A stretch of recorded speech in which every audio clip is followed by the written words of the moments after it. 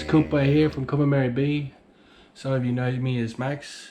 I've got a native bee business. I'm into sugar bag honey, propolis, bit of pollination, education, and traditional knowledge.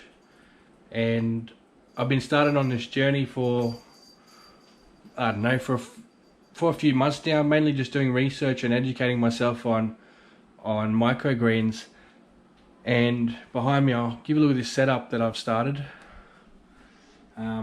This isn't my first grow, and I'm not trying to grow the biggest, best, loveliest bunch. I'm actually just testing out grow mediums and growth cycles and what's going to work for me. So over the next 3 months, I'm figuring out a system that works for me.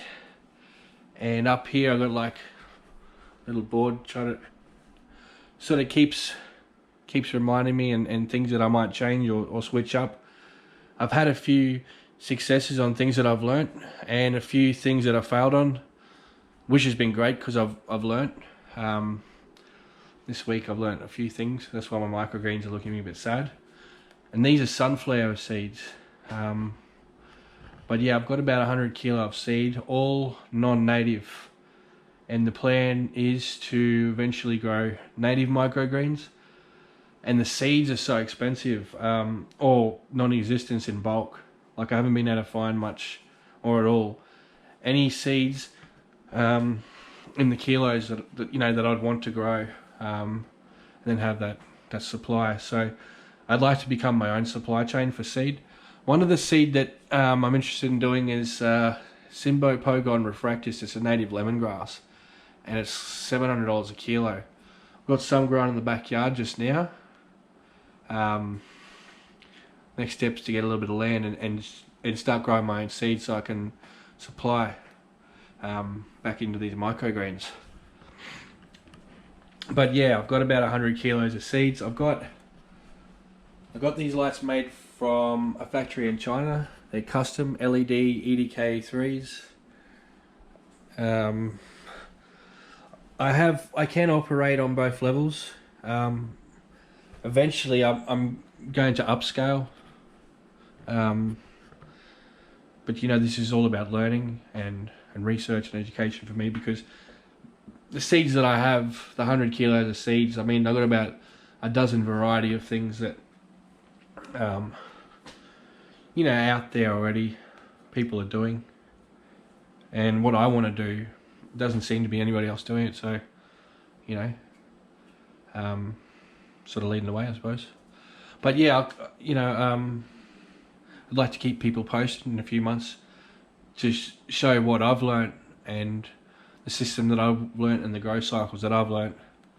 And you know, it's just a couple of things that I've been doing, but I'm also doing just for myself here at home. Give you a look at this. We've got sprouts.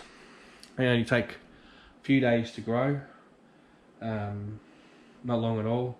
So every couple of days, it's like, I don't know, like 80 or 90 cents worth of broccoli seeds, like a capful, a tablespoonful, and I just chucked them on, in the jar there. We'll go for a walk outside and I'll give you a look at some of the plants that I've got. See our little courtyard? There's not much out here. I've got worms over in the corner, a few bee boxes, a couple over there, supporting each other. All the plants that I'm growing, most of them are native bush tucker.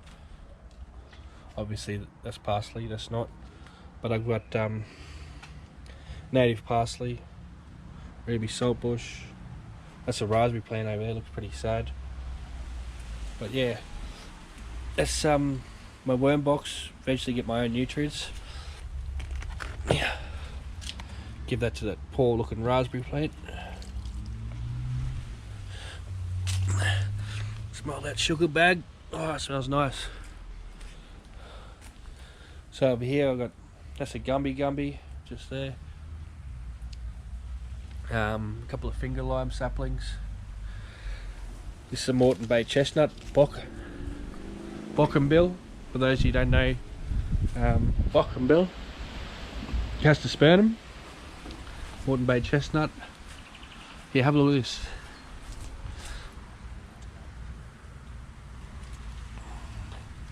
That's great. Over here I've got native carrot. That's a sapling I just put in. Tomato.